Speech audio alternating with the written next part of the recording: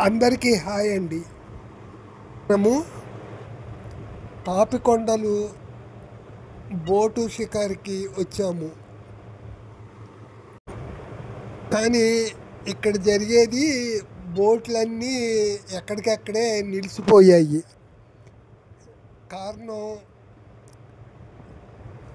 వరద ఎక్కువగా ఉండటం వలన ఈ ప్రాంతంలోనూ వర్షాలు, ఈదురుగాలులు కూడా ఎక్కువగా ఉంటాయి. వేటకు వెళ్ళే జాలర్లు ఉంటారు కదండి, వాళ్ళు పనులు లేక ఈ వరద ఎక్కువగా ఉండటం వలన ఎక్కడికక్కడే స్తంభించిపోయాయి.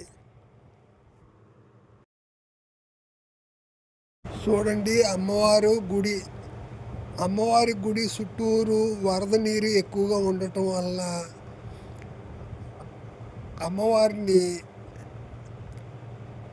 రోడ్డు పైన ఉన్న కొండ మీద విగ్రహ ప్రతిష్ఠ చేశారండి తాత్కాలికంగా.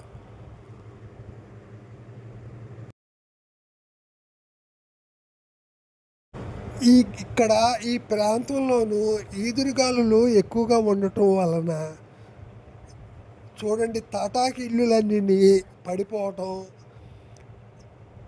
తాటాకులన్నీ చాలా చెదురుగా ఉండటం ఇక్కడ జరుగుతుంది ఎక్కువగాను. ఈ ప్రాంతం ఎక్కువగా మొలకలు ఎక్కువగా ఉంటాయి. అమ్మవారిని దర్శించుకోవడానికి చాలామంది ఎక్కడి నుంచో వస్తారండి. వేటని వేసుకునే వాళ్ళంతా ఎక్కువగా వస్తారు.